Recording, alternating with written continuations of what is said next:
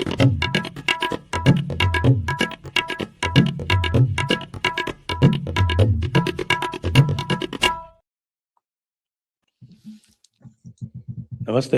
आप सभी का स्वागत है आज के इस कार्यक्रम में। हमारे साथ है अभिषेक तिवारी जी और अभिषेक तिवारी जी से बात करेंगे हम, क्योंकि सबसे बड़ा धमाका तो अभिषेक जी के यहाँ ही हुआ है, तो उस पे बात करनी आवश्यक है। तो आप सभी से अनुरोध है कि कृपया हमारी चैनल्स को आप लोग सब्सक्राइब कर लें, सब्सक्राइबर बटन दबा के, और वीडियो को लाइक भी अवश्य कर लें। अभिषेक जी, आपके यहाँ सब कुछ बदल गया, गवर्नर भी बदल गए और मुख्यमंत्री भी बदल गए, ये क्या हुआ? एक न्यूज शेयर करते हैं सर।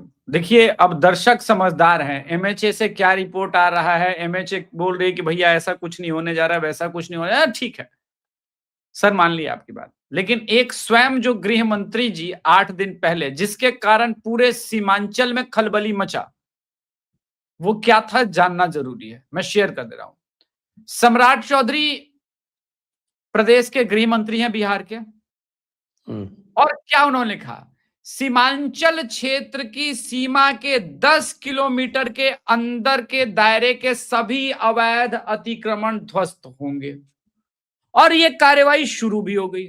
ये तो ऑफिशियल है। कहां पे इसको फेक न्यूज नहीं कहा जा सकता। इसको फेक न्यूज तो नहीं कहा जा सकता। अच्छा, ये सिर्फ किशनगंज की बात तो नहीं हो रही है, सीमांचल रेंज की बात हो रही है। अररिया, किशनगंज, पूर्णिया, सीमांचल सीमा क्षेत्र के 10 किलोमीटर के अंदर, यानी आप रेडियस तो मतलब आप व्यास तो नहीं कह सकते, हाँ रेडियस कह सकते हैं एक तरह से, ऐसा। तो ये तो एक साइड का पूरा आप 10 किलोमीटर के अंदर का सारा ये कर रहे हैं कंप्लीट, ठीक है। तो गृह मंत्री जी कह क्या रहे थे, ये भी सुनवा देते हैं आपके दर्शकों को। और इसके साथ साथ राष्ट्र की सुरक्षा के लिए भी एक घुसपैठिए बहुत बड़ा चैलेंज है। ठीक, ये बात हो गई। उसके बाद इंक्रोचमेंट को क्लियर करना शुरू किया। अब ऐसे समय में जब सत्ता बदल रही है बिहार के अंदर, ये जो सीमा की बात कर रहे हो, किस सीमा की बात कर रहे हैं? नेपाल की सीमा की बात कर रहे हैं कि पश्चिम बंगाल सीमा की बात कर रहे हैं कि झारखंड की सीमा की बात कर रहे हैं? उस ट्वीट में तो क्लियर है ना, सीमांचल के सीमा की बात हो रही है, वो तो क्लियर है। यानी सिलीगुड़ी कॉरिडोर के आसपास की सीमा की बात हो रही है, ये तो क्लियर है। इसको तो कोई फेक न्यूज नहीं कह सकता। दूसरी बात, जब पप्पू यादव ने कहा कि बिहार और बंगाल के इलाकों को तोड़ करके एक केंद्र शासित प्रदेश की बात हो रही है, तो मैं पप्पू यादव की बात पर विश्वास नहीं करता हूं। याद कीजिए, अभी से 3 महीने पहले किशनगंज में आर्मी कैंप बनाने का प्रयास हुआ था। पहला वही हुआ था जब इलेक्शन जस्ट रिजल्ट निकला था, उसके कुछ महीने बाद। तो क्या हुआ, वहां पर जो किशनगंज के एमआईएम के विधायक हैं और लोग हैं, वो खड़े हो गए।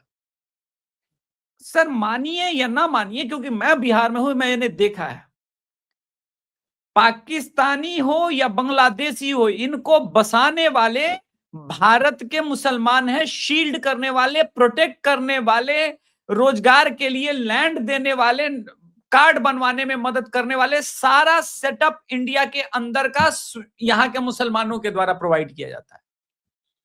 ये गृह मंत्रालय को पता है।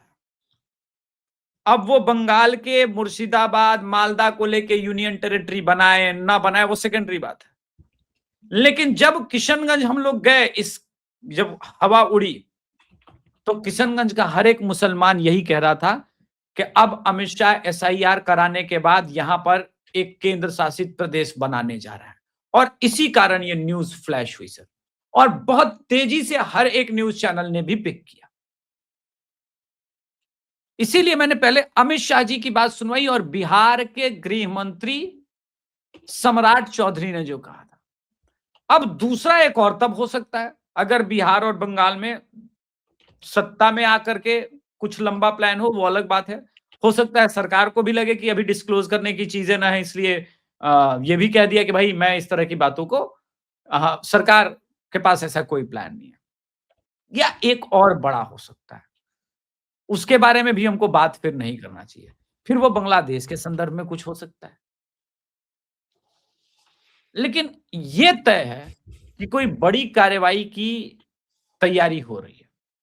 अब देश के आदरणीय प्रधानमंत्री नरेंद्र मोदी जी जब लाल किले के प्राचीर से कहते हैं कि भारत की बदलती हुई डेमोग्राफी एक बहुत बड़ा चैलेंज है, ठीक है सर। अगर ये सिर्फ वो कहते और कार्रवाई नहीं हुई होती एक भी, तो मैं मान लेता कि मोदी जी ने हवा में बात कही है, बस ऐसे ही कुछ हो नहीं रहा है, इस पे कोई एक्शन नहीं हो रहा है। लेकिन ऐसा कोई दिन नहीं है जब ऑपरेशन टॉर्च लाइट के तहत डायरेक्ट कार्रवाई ना हो रही हो। मैं डायरेक्ट कार्रवाई की बात कर रहा हूं। अब कल 124 इनलीगल बांग्लादेशी बेंगलुरु से पकड़े गए। मतलब ऑपरेशन टॉर्च लाइट भी कंटिन्यू है, एसआईआर भी कंटिन्यू हो रहा है, और वहां जहां आपकी सरकारें नहीं है वहां भी ये काम हो रहा है। इसका एक और मतलब है सर, सरकार मोदी जी जिन्होंने कहा कि वो डेमोग्राफी को ठीक करने की, संतुलित करने की बात, उस पे वो सिर्फ चिंतित नहीं है, उस पे तो कार्रवाई दिख रही है। असम के अंदर भी वो दिखती है। अरुणाचल प्रदेश में जो ट्राइबल जय श्री राम का नारा लगा करके उनको भगा रहे हैं, तो आपको एक वीडियो याद होगा जिसमें वो लोग कहते हैं कि जय श्री राम तो आरएसएस और बीजेपी का स्लोगन होता है ना, ये लोग नारे ऐसा लगा के क्यों कर रहे हैं? क्योंकि अरुणाचल प्रदेश के लोगों को तकलीफ है कि हमारा कोई बांग्लादेश से कोई बॉर्डर नहीं मिलता, तो ये बंगाल और असम के ही थ्रू तो अंदर आ रहे हैं हमारे पास, उसके अगेंस्ट प्रोटेस्ट हो रहा है। तो एक लार्जर पिक्चर ये दिखती है कि बंगाल में सत्ता भी प्राप्त करना आवश्यक है, बिहार में भी सत्ता प्राप्त करना आवश्यक है, लेकिन उसकी आवश्यकता क्यों है जब बंगाल और बिहार के गवर्नर ऐसे बदलते हैं? एक तो जो बिहार के गवर्नर साहब हैं, जयपुर डायलॉग्स पर तो पहले भी उनको देखा जा चुका है, सुना जा चुका है, विचार कितने क्लियर है, क्रिस्टल क्लियर हैं। आप तो मुझसे कहीं अधिक परिचित हैं सर। तो इतना क्रिस्टल क्लियर विचार के आदमी को वहां लाया जा रहा है। दूसरी बात, बिहार के जो गवर्नर साहब पहले थे, तो इनको कहां शिफ्ट किया जा रहा है? उनका क्योंकि भाई देखिए एक बात है कि सीवी आनंद बोस जो कि आपके बंगाल के गवर्नर थे, उनका तो ये बताया गया कि साहब उन्होंने इस्तीफा दे दिया, और उन्होंने इस्तीफा दे दिया, तमिलनाडु वालों को उनकी जगह पे लगा दिया आर एन रवि को। आरिफ मोहम्मद खान साहब का तो कोई इस्तीफा की भी कोई चर्चा नहीं हुई, बिल्कुल उनको तो नहीं, बस हटा ही दिया। बस हटा ही दिया, तो रिप्लेस तो कहीं करेंगे, हाँ? रिप्लेस तो कहीं करेंगे उनको, क्या पता, क्या पता। मार्केट में देखिए पत्रकारों में 10 पत्रकार से आप जब मिलेंगे, बात करेंगे, मैं भी वही तो कर, मेरे भी सोर्सेस कौन से न्यूयॉर्क टाइम्स के हैं, भारत के ही पत्रकार हैं। तो कुछ लोग कह रहे हैं कि भाई बहुत दिनों से हो रही थी बात कि भाई शिक्षा मंत्रालय बदला जाए, एक मुस्लिम फेस को भी लेके आया जाए। एक उनके जाने के बाद स्पेशली जो बड़े पत्रकार थे जिनके ऊपर मीटू का एलिगेशन लग गया, अरे वो बड़े मुस्लिम पत्रकार थे जिनके ऊपर मीटू का एलिगेशन लगा था, जिसके कारण उनकी सत्ता छीन वाले, हाँ, एमजे अकबर जी। तो उनके बाद एक ऐसा जिनकी सब तरफ जिनको मान सम्मान मिले, वैसे कुछ आदमी को केंद्र में लाने का विचार हो रहा है बड़े दिनों से। अब ये बातें रूमर है, हो सकता है रूमर ही हो, बिल्कुल मोदी जी का पता नहीं चलता कौन किसको बनाएंगे। लेकिन बिहार के अंदर जितनी तेजी से राजनीतिक हलचल बदली है ना, हर चीज पर क्वेश्चन मार्क उठने लगा है। मैं तो यही कहता हूं कि भाई जिसका नाम आ जाए उसका कुछ नहीं हो सकता। जैसे सम्राट चौधरी जी का नाम उठने लगा सीएम को लेकर के, तो वो कोई दुश्मन पत्रकार होगा सर, शत्रु जिसको कहते हैं ना, क्योंकि जिसका नाम निकल गया कि वो सीएम बन जाएंगे, वो गृह मंत्री बनेंगे, फलाना मंत्री बनेंगे, ढिमकाना मंत्री बनेंगे, उनको कोई मंत्रालय नहीं मिलता। हमने राजस्थान में भी देखा, मध्य प्रदेश में भी देखा, हर जगह देखा। एकदम कोई अनजाना सा नाम जिसको हम नहीं जानते, आप नहीं जानते। दिल्ली में किसने सोचा था रेखा गुप्ता जी आएंगी? या फिर हमने भजन लाल जी के बारे में ही कहां सोचा था, या मोहन यादव जी के बारे में कहां सोचा था? तो एक तो ये चीज है। तो पूरा बिहार में अभी राजनीतिक दलों के अंदर तो क्योस मचा है। राजनीतिक दल वाले भी पत्रकार से ही पूछ रहे हैं, आप बताइए क्या होगा? अरे भाई साहब, आप स्वयं बीजेपी में हैं, आप स्वयं बीजेपी में हैं, बिहार बीजेपी में, आप हमसे पूछ रहे हैं क्या हो रहा है? तो हमारे पास तो इंफॉर्मेशन आप ही के सोर्सेस के थ्रू आने चाहिए। तो एक बिल्कुल कम्युनिकेशन गैप बना हुआ है। बस जेडीयू ने इतना क्लियर कर दिया कि हाँ भाई, निशांत की ऑफिशियल एंट्री हो रही है, 8 तारीख को वो ऑफिशियली जेडीयू ज्वाइन कर जाएंगे। तो ये तो हम जयपुर डायलॉग से मंच पर 8 महीने से तो बोल रहे हैं भाई कि हमें तो सबसे तैयारी हो पहले ये रही है। समझाइए कि नीतीश कुमार जी इस मौके पे छोड़े काहे को? अब क्या ही बताएं, नीतीश जी ने तो 2022 में, हमको याद है, हाँ 2022 30 मार्च 2022 को ही एक बोला था। मैं दिखा देता हूं आपके दर्शकों को ये भी, कि हम राज्यसभा जाकर के रिटायर होना चाहते हैं। लोग 2024-23 बोल रहे हैं, देख लीजिए। 23 मार्च को ही पत्रकारों से अनौपचारिक रूप से बात कर रहे थे। इसी दौरान उन्होंने कह दिया कि हम कभी राज्यसभा के सांसद नहीं बने, सदस्य नहीं बने, एक बार राज्यसभा जाने की इच्छा है। तो ठीक है, यही है मुक्ति का पद, हर जगह जाना चाहते हैं जैसे भी। परंतु वो बात नहीं है। मेरा मानना है 2 इंपॉर्टेंट कारण है सर। बिहार का खजाना बहुत तेजी से खाली हो रहा है। बहुत सारी फ्रीबीज स्कीम चली। शराबबंदी नीतीश जी के रहते लागू तो हो नहीं सकती थी। और नहीं, शराबबंदी खत्म नहीं हो सकती थी नीतीश जी के रहते। हाँ वही, खत्म नहीं हो सकती थी। आपने लागू बोल दिया था, लागू तो वही, उन्होंने की थी। लागू उन्होंने ही की थी, मतलब खत्म नहीं हो सकती थी वो पूरी प्रक्रिया को। तो एक तो वो कारण है, मुझे लगता है। दूसरी बात, वो ये कभी नहीं चाहते कि उनके बिहार में प्रेजेंस के दौरान निशांत की लॉन्चिंग हो। निशांत तैयार थे। लोग विधानसभा 2025 के दौरान कितनी सक्रिय भूमिका थी हम लोग सब जानते हैं। अब वो प्रशासनिक अनुभव भी चाहिए। और दूसरी बात, निशांत ही ऑप्शन हो सकते थे, क्योंकि पूरा फिर वोट बैंक तितर बितर हो जाता जेडीयू का। नीतीश जी के जाने से पहले जिस हालात में है वो, तो एक परफेक्ट रिप्लेसमेंट वही हो सकते थे, और कोई हो ही नहीं सकता था। उन्होंने सारा ट्राई कर लिया। उड़ीसा से मनीष वर्मा जी को बुला लिया, उससे पहले आरसीपी सिंह को बुला लिया, वो सब कुछ करके भी वो मिला नहीं जो मिलना था उनको। तो जिनके ऊपर ये एलिगेशन लगाया जा रहा है कि जेडीयू को धोखा दिया, गलत बात है। निशांत को लाने वाले मन ही मन नीतीश कुमार है, और निशांत नीतीश कुमार से ज्यादा स्वयं निशांत कुमार है। निशांत कुमार ने यह निर्णय लिया कि मुझे राजनीति में आना है। तो जब निर्णय ले लिया और जदयू के बड़े नेताओं से उन्होंने बात कर ली कि आना है, तो हुआ भाई कि पॉलिटिकली ग्रूम किया जाए। तो सारी थ्योरी क्लासेस तो 6-8 महीने से चल ही रही थी, अब एक्सपीरियंस भी लेना है। तो ऐसा कैसे होता कि पिताजी मुख्यमंत्री रहते और वो डिप्टी सीएम बनते? एक को तो जाना पड़ेगा। तो एक वो कारण है। क्यों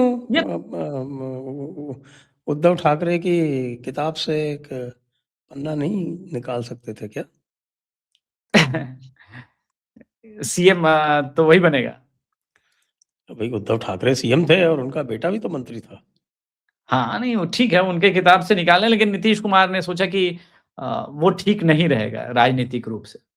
मतलब नीतीश कुमार जी को लगा होगा, मुझे लग रहा है कि ये ठीक नहीं होगा। वो ये नहीं चाहते कि उनके ऊपर ये परिवारवाद का आरोप लगे। अगर निशांत स्वयं आना चाहता है तो उनको छोड़ देना चाहिए। That's the only way.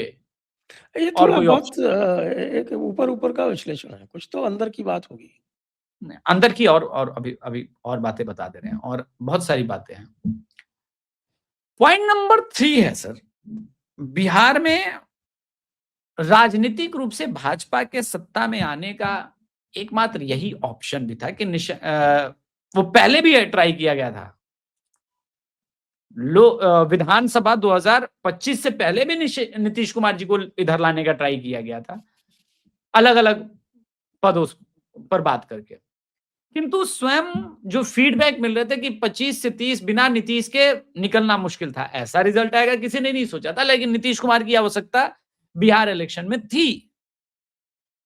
बहुत कुछ बीजेपी ने पिछले 7-8 सालों में इन्वेस्ट किया है, अति पिछड़े समाज और ओबीसी के नाम पर बिहार में बहुत बड़ा इन्वेस्टमेंट बीजेपी ने किया है। बीजेपी ऐसे नहीं जाने दे सकती थी, सत्ता में बीजेपी को चाहिए बिहार में, क्योंकि बिहार में वो डेमोग्राफी चेंज का एक जो इशू है वो है, चाहे वो नेपाल के तराइन इलाकों को देख लीजिए जो बॉर्डर एरिया है, या बंगाल का वो एरिया देख लीजिए, तो ये सारा काम तो होना ही था सर, आज नहीं तो कल, नहीं तो परसों। अब बात ये कि ऐसे कैसे तैयार हो जाएंगे नीतीश कुमार? नीतीश कुमार तो बड़े हार्ड बार्गेनर है ना, उनको भी दोनों चीजें चाहिए, तो स्पीकर को भी हटाया गया, क्या बोला नहीं तब फिर स्पीकर भी जाएंगे, तो नागालैंड के राज्यपाल बना दिए गए नंदकिशोर यादव जी। हम लोग सिर्फ सीएम और डिप्टी सीएम पर चर्चा क्यों कर रहे हैं, स्पीकर भी तो बदला गया है। एक डिमोशन भी हुआ है इसमें, आप बताइए। दिल्ली के उपराज्यपाल को लद्दाख का उपराज्यपाल बना के भेज दिया गया, ये क्या हुआ? अब ये एक्चुअली मैंने इस न्यूज को कतई कवर नहीं किया है क्योंकि क्या ही दिल्ली और क्या ही रहे, दिल्ली में तो दिल्ली की सीएम साहिबा से उत्तम नगर को लेकर के प्रश्न पूछा जा रहा है कि आखिर योगी आदित्यनाथ जी से कैसे एडमिनिस्ट्रेशन चलाते हैं लोग कब सीखेंगे। अंततः गत्वा हिंदू ग्रुप्स को उतरना पड़ा है, अब तो खैर ये फैलेगा रायता, क्योंकि मैं बार बार मानता हूं बीजेपी फुंसी का फोड़ा बनाने में महारथी है। वो कर रहे हैं ना, वो कल वो एक जो आपके जो सवर्णों का प्रदर्शन था रामलीला मैदान पे, जिसकी बाकायदा उन्होंने अनुमति ले रखी है, अनुमति दे रखी है, अब उनके सारे नेताओं को गिरफ्तार किया जा रहा है, क्योंकि अचानक इनको लगा कि शायद कि ये तो बहुत बड़े रूप में हो जाएगा, ये नहीं सोच रहे कि साहब और रायता फैला दिया इन्होंने। कुछ नहीं होता सर, मैं एक बात बता रहा हूं, देखिए आप भी जानते हैं, हम भी जानते हैं कि अगर स्टे लगाने की जब बात हो रही थी तो विरोध करना होता तो उस वक्त सॉलिसिटर जनरल से विरोध करवा लेते, अपना जो भी पक्ष रखवाना होता रखवा लेते। इनका भी मानना था लग जाने दो स्टे, कहानी खत्म, ऐसे बढ़िया हो जाएगा, और वही सही सबसे उचित और सही रास्ता भी था जो अपनाया जा रहा था। अब अगर आप ऐसे क्या है ना कि डिटेन करने लगेंगे तो रायता तो फैलेगा। जब किसान आंदोलन हो सकता है, शाहीन बाग पूरे देश में मामला लगभग शांत सा हो चला था, तब जाके इन्होंने उठा के गिरफ्तारियां कर ली। वो हमारे स्वामी आनंद स्वरूप जी को गिरफ्तार कर लिया, आपके करणी सेना वालों को गिरफ्तार कर लिया, और ये आपके सवर्ण आर्मी वालों को भी गिरफ्तार कर लिया, सर्वेश पांडे को और राज शेखावत को। तो खैर अच्छा है, ये सवर्ण एकता को बढ़ावा दे रहे हैं, ये जानकर मुझे प्रसन्नता हुई। लेकिन मतलब जो चीजें आराम से हैंडल की जा सकती है। देखिए जब किसान आंदोलन भी हो रहा था तो मैं बिहार में देख करके बड़ा सरप्राइज था, क्योंकि ऐसे आंदोलनों को कुचलने के तो महारथी रहे नीतीश कुमार ना। वो जैसे फुंसी को फोड़ा नहीं, उसकी सर्जरी कर देते थे, बोला अब यहाँ इस वाले एरिया में तो उठने का नहीं, इतना लाठी चार्ज होता था। तो मैं अक्सर देखता था कि इसको तो 2 एसएचओ लेवल के आदमी आते और उठा के टेंट वेंट सारा चीज फेंक देते, क्या बात कर रहे हैं, वहां पे लंगर चल रहा है तो आपने चलने दिया था, तब भी बोला कोई बात नहीं। इसी प्रकार से शाहीन बाग की छेलनियां 13 महीने चला था, 13 महीने। इसी प्रकार से शाहीन बाग, अगर कोविड नहीं आता तो शाहीन बाग भी कंटिन्यू रहता, सालों साल कंटिन्यू रहता। शाहीन बाग के नाम पे पूरे देश में जो ये छपरी और टेंट वगैरह चले, ये होने दिया गया देश के कोने कोने में। अब इतना कुछ होने दिया गया है तो मान लीजिए यूजीसी का विरोध है लोगों को, तो जाके कर लेने देते। कम से कम देखिए क्या होता है, दिल का गुबार निकल जाए तो अच्छा है, मन में अगर रह जाएगा कोई बात, निर्णय में पहुंच जाएगा समाज, तो डिफिकल्ट है। एक बार कांग्रेस को सामान्य वर्ग ने छोड़ दिया तो छोड़ ही दिया है सर, ये बात याद रखिएगा। मैं ये नहीं कह रहा हूं कि वो कांग्रेस की तरफ दोबारा पहुंचेगा, किंतु इंप्लीकेशंस हो सकते हैं, इसके दूरगामी परिणाम हो सकते हैं। वो बंगाल और यूपी में नजर नहीं आएगा सर। सामान्य वर्ग इतना समझदार है, उसे पता है कि यूपी में चुनाव होना है कितना इंपॉर्टेंट है, बंगाल में कितना इंपॉर्टेंट चुनाव है, ये देश का चुनाव है। किंतु भविष्य में इसके दुष्परिणाम हो सकता है। तो ऐसा क्यों करना है, जबकि ये मामला सबको पता है 19 मार्च के बाद समाप्त हो जाएगा। सरकार में बैठे हुए लोग स्वयं इस बात को देख रहे हैं, सुन रहे हैं, और लगातार फीडबैक मंगाया जा रहा है। आपसे भी कई लोगों ने फीडबैक लिया है, हम लोग जानते हैं, इनफैक्ट सबसे लिया गया है, ऐसा भी नहीं है। तो अगर सरकार में ऊपर के लेवल पे लोग संवेदनशील हैं, तो जो नीचे और मीडियोकर लोग हैं, ये लोग क्या एक डिस्कनेक्ट है या समस्या क्या है, पता नहीं। आप देखिए सर, बिहार में जब ये पूरा हो रहा था प्रकरण, बिहार बीजेपी के 90% लोगों को पता ही नहीं था कि ऐसा होने जा रहा है। जेडीयू में तो किसी को पता नहीं था। ये कैसे होता है सर? और मीडिया को कुछ नहीं पता होता और मीडिया सीएम का नाम बताने लग रही है। आप बताइए सर कि आपको, मतलब हम लोगों को तो 3 दिन पहले फिर भी पता चल गया था कि राज्यसभा जा रहे हैं नीतीश जी, लेकिन जिस मीडिया को 24 चैनल और हजारों जिनके स्टिंगर हैं, उनको यह पता नहीं था कि राज्यसभा निशांत नहीं नीतीश कुमार जा रहे हैं, वो आज आपको और हमको ये बता रही है कि सीएम फेस कौन बन रहा है। चुटकुला है। हमारे यहाँ तो वसुंधरा जी को ही नहीं पता चला था कि कौन बन रहा है। उन्होंने ही तो पर्ची खोली थी। पर्ची खोल के वो जो उनका प्राइसलेस जेस्चर था, वो आज तक वन फॉर द एजेस। इस देश में पत्रकारिता कैसी चल रही? मैंने कल ट्वीट किया कि ये कब हुआ। एक पत्रकार है, क्या नाम लेना, महिला पत्रकार है, समाजवादी पार्टी से बहुत प्रेम रखती हैं, तो वो मैडम ने लिखा कि भाई बहुत बुरा फंस गया, मात्र यूएस के पास 10 दिन का वॉर इक्विपमेंट सब बचा हुआ है। देखिए, मुसीबत में है ईरान को लेकर के, ईरान ने सरप्राइज किया, ये सब ठीक है, लेकिन यूएस के पास मात्र 10 दिनों की ये सब सामग्रियां बची, ये वाला इंफॉर्मेशन कहां से मिलता है? क्योंकि इंडिया के तो किसी सूत्र को पता हो नहीं सकता। मतलब न्यू जर्सी से डायरेक्ट मंगाया जा रहा है, एलए से मंगाया जा रहा है, मैनहट्टन घूमने गई थी, क्या हो रहा है, कैसे पता चल रहा है? और कुछ भी चलाया जा रहा है तो ठीक है। आजकल मनोहर कहानियां, गृह शोभा लिखी जा रही है पत्रकारिता के नाम पर, वो सब चलेगा, लेकिन अमित शाह और नरेंद्र मोदी कुछ जो पका रहे हैं उसकी खुशबू से अंदाजा मत लगाइए, क्योंकि मसालों की खुशबू है, वो सिर्फ पक क्या रहा है, पकने के बाद पता चले। वो गरम मसाले की अभी खुशबू है, बस इतना कह सकते हैं। ममता बनर्जी ने आज बोला सर, अब देखिए हम और आप क्या बोलेंगे पता नहीं। ममता बनर्जी का धरना अभी भी चल रहा है, खत्म हो गया? ओहो, इस पे अभी 2 मिनट पहले जब हम ये बात रिकॉर्ड कर रहे हैं ना, तब ममता बनर्जी ने बोला है, मैं आपको वो सुनवाता हूं आपके साथ। और ये भी बंग भंग की बात कर रही हैं। देखिए, बंगाली में बोली हैं, दर्शकों बंग भंग की ही बात कर रही हैं, तो मसाले की खुशबू तो आ ही रही है।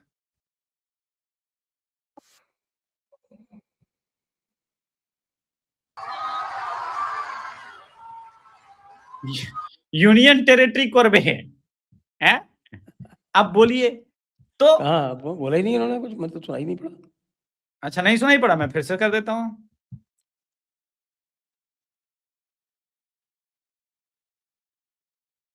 सुनाई पड़ा? सुनाई पड़ा अभी? अभी तक तो आया ही नहीं कुछ। अरे सर क्या, अच्छा ये शेयर नहीं हो रहा है क्या?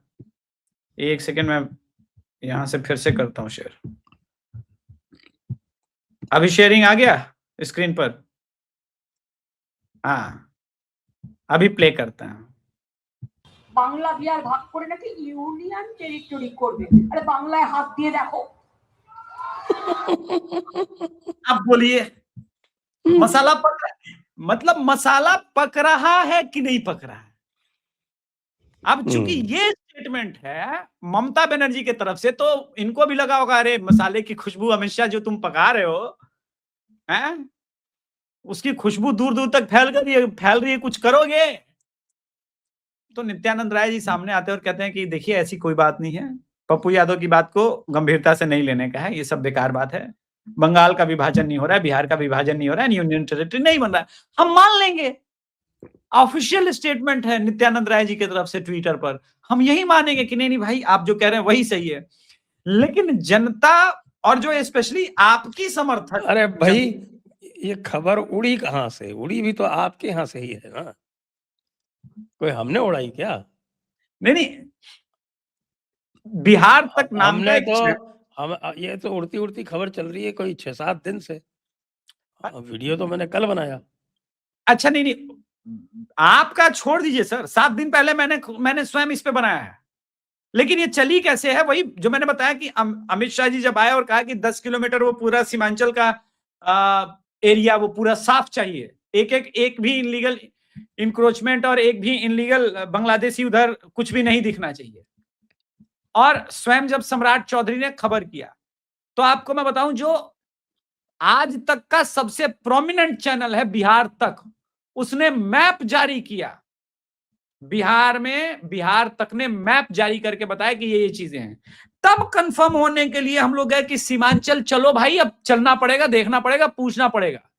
फिर मैं किशनगंज गया और किशनगंज में जितने मुसलमान मिले सब बोले ये लोग हमको, जितना बांग्लादेशी के नाम पर हमको भी भगाना चाहता है।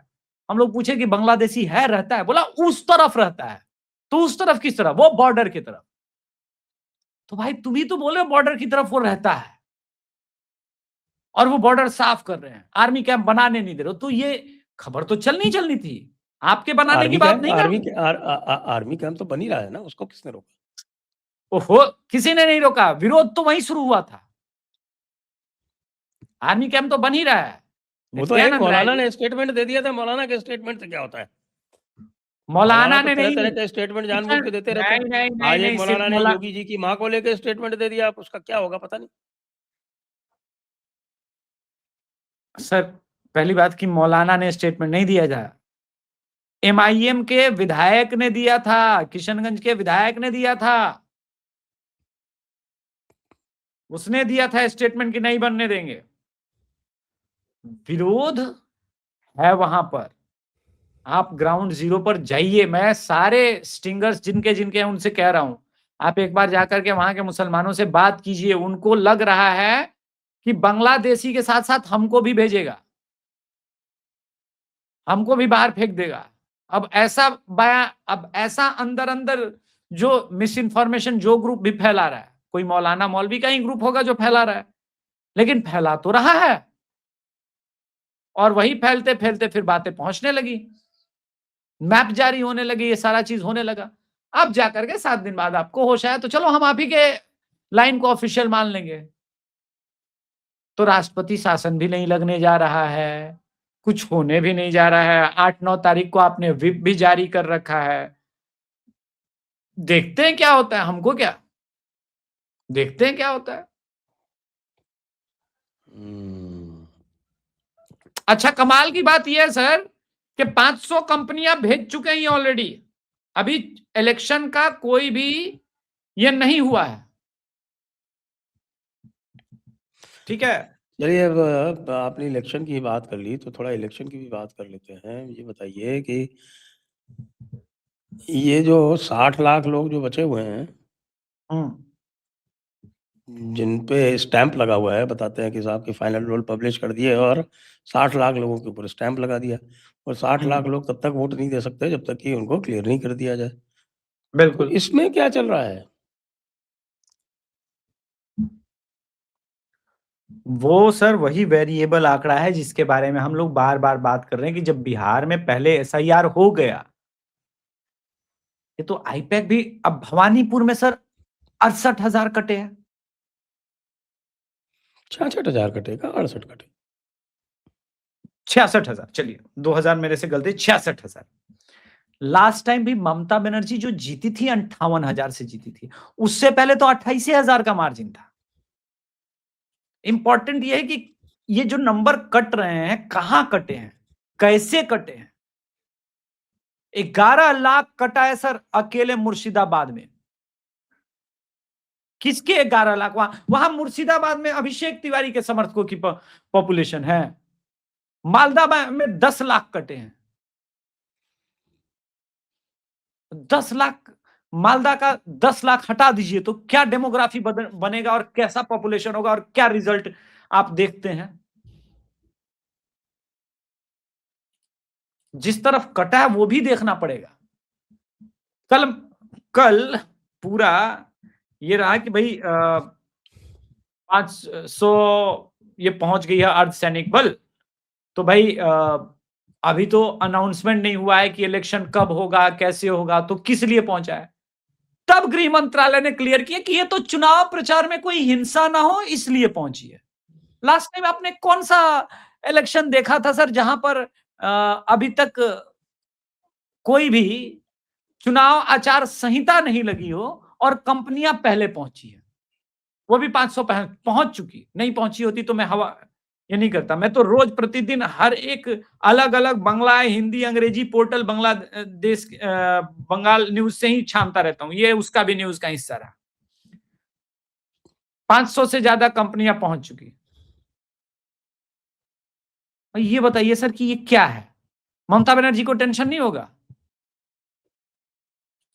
इसलिए टेंशन होगा क्योंकि पिछली बार भी 1000 कंपनियों में चुनाव हो गया था। मैं तो आपको ग्राउंड सिचुएशन पूछ रहा हूँ कि भाई ये जुडिशियल ऑफिसर जो है ये आखिरकार कर क्या रहे हैं।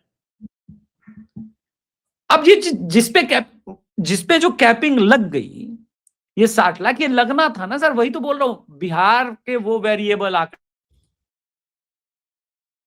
से बिहार में वोटर थे, लेकिन बंगाल में भी वोटर थे। बिहार का लगभग हर दूसरा तीसरा मुस्लिम परिवार जो है वो बंगाल में रहता है। ठीक है, तो पहले बिहार में SIR हुआ तो उसने पहले बिहार वाला अपना वोटर ID कार्ड बचाया। अब जो आईपैक और TMC और इन लोगों के मदद से यहां भी बचाने का प्रयास हुआ, लेकिन वो पकड़ा गया, ये जो अधिकारी हैं। अब इन्होंने कैपिंग कर दी है, इनकी फिर से जांच शुरू हो गई। इसमें भी 20-30 लाख ये जाएंगे। असली समस्या यहां पर आप जो मैं कह रहा था भवानीपुर के संदर्भ में, तो आप टोक दिए तो कंफ्यूज हो गया मैं। वो जो 66,000 कटा है उसमें से ममता बनर्जी पहुंची थी कोर्ट के मरे हुए लोगों का, जिद्दा लोगों का मरे हुए में नाम काट दिया गया। 66,000 में 2 लोगों को लेके गई, वो दोनों जिंदा थे और SIR में भी जिंदा थे, उनपे कैपिंग है बस। 66,000 में 2, यानी इनको मरा हुआ भी मिल नहीं रहा है ना। और पूरा सोचिए, एक एक आंकड़े को खोजने के लिए इंटायर TMC लगी हुई है कि खोजो और बताओ कहां पे SIR में गलती हुई है, और वो नहीं निकाल पा रहे हैं। आप बेचैनी समझिए सर, ये ग्राउंड की सिचुएशन है। ग्राउंड पर प्रतिदिन नैरेटिव की लड़ाई, धीरे धीरे ममता बनर्जी हार रही है, इसलिए अब वो धरना पे पहुंची है। बिना केजरीवाल के धरना कैसे सफल होगा सर? दिख तो रहा है, थोड़ा तो परेशानी है। एक्चुअली गए थे, वो जो दांव जो सुप्रीम कोर्ट वाला था वो उल्टा पड़ गया। उनको ये उम्मीद नहीं थी कि सुप्रीम कोर्ट खुद कूद पड़ेगा बीच में। अब सुप्रीम कोर्ट की तो शिकायत भी सुप्रीम कोर्ट से नहीं कर सकती, क्या करेगी। देखिए, वो तो इस वक्त जो सूर्यकांत साहब है वो एकदम पूरी तरह सिलेबस के बाहर के क्वेश्चन है हुआ है। वो सारे सेटर ग्रुप के लिए, जो सेटर ग्रुप की वकीलों की जो सेटिंग वाली फौज है ना, वो स्वयं टेंशन में है। यार सेटिंग नहीं चल रहा है यार, स्टे नहीं मिल रहा है जिस मुद्दे पे चाहिए, कोई भी अपना काम नहीं चल रहा है, हो उल्टा जवाब अलग मिल जाता है हर मामले पर। तो कोर्ट ने जो कुछ भी किया है, सुप्रीम कोर्ट ने बंगाल को लेकर के, वो ऐतिहासिक है।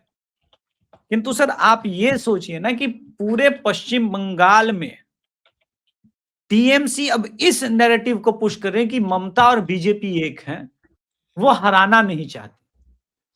और बहुत मास लेवल पर ये व्हाट्सएप और अन्य ग्रुपों में इस तरह के मैसेजेस वायरल करवाए जा रहे हैं कि ममता बनर्जी को अमित शाह, मोदी हराना नहीं चाहते। जबकि अमित शाह जी स्वयं बोल चुके कि इस बार परिवर्तन होगा, हम लोग परिवर्तन की लड़ाई लड़ रहे हैं।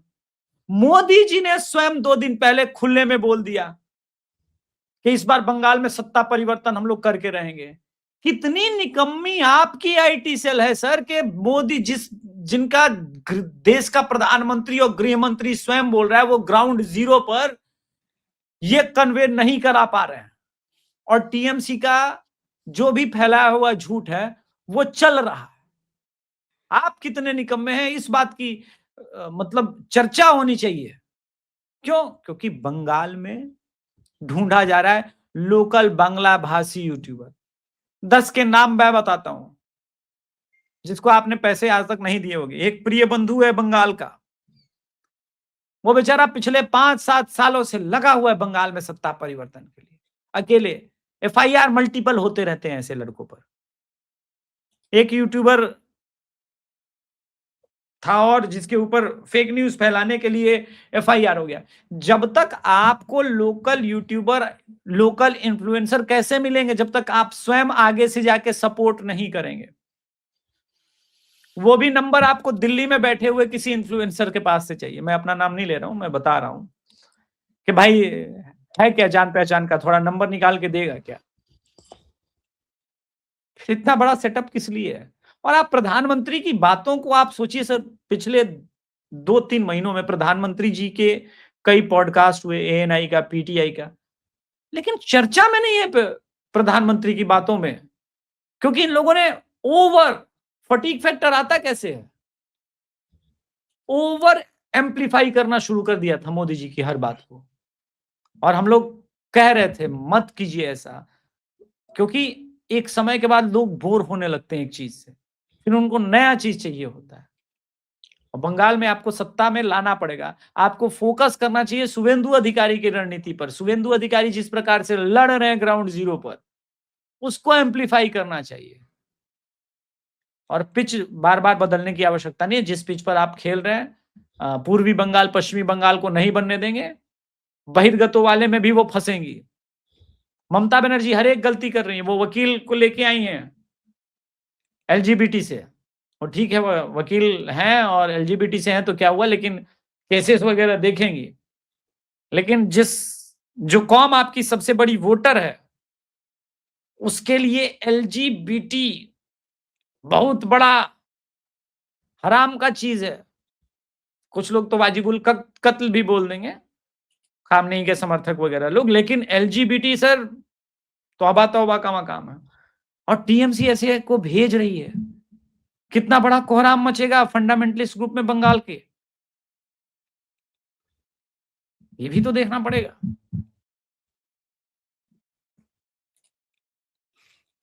तो आप सीएए का जो चल रहा था उसकी अब कोई जिक्र हो ही नहीं रही है कि साहब सीएए में ऐड हो रहे हैं लोग, क्योंकि अभी एडिशन बंद हो गया है, कहां से जिक्र होगा। जो ऐड हो रहे थे वो पिछले महीने तक ऐड हुए, और उनके वोटर आईडी कार्ड वगैरह के लिए, क्योंकि एसआईआर का प्रोसेस कंप्लीट हो गया यहां पर, तो नए वोटर आईडी कार्ड तो फिर अब आप अलग फॉर्म के साथ जाएंगे ना, वो जो आपकी अब अलग प्रक्रिया है।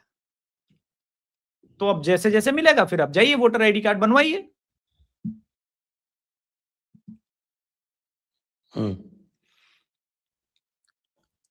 तो आपके कहने का मतलब है कि ममता जी की समस्याएं बढ़ती जा रही हैं। ममता दीदी समस्या में तो है। मैं तो कह रहा हूं कि गुंडे अभी ये तक ममता जी के गुंडे अभी तक उनके साथ हैं या न्यूट्रल हो गए?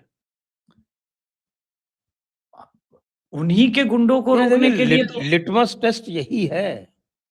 यदि गुंडे न्यूट्रल होने लगे तब समझ लो मामला गड़बड़ है, तब तक तो नहीं। अब ये कुछ दिनों में दिख जाएगा। अब नए गवर्नर साहब हैं, ये डोभाल जी के करीबी भी रहे हैं रवि साहब, और अनुभव भी अच्छा खासा है ऐसे मामलों को संभालने का। अब देखते हैं बंगाल में क्या हो रहा है। अब तो देखना ही है, दिन हम भी गिन रहे हैं, दिन आप भी गिनिए, दिन दर्शक भी गिनेंगे। ऐसे तो काहे दिन गिनवाओगे यार, आप भी जो है ना वो तो अच्छा क्या उपाय है सर? जिस गवर्नर को भेजा गया वो आप नहीं जानते हैं डोभाल साहब के कितने करीबी रहे, कई ऑपरेशन उन्होंने करे हैं।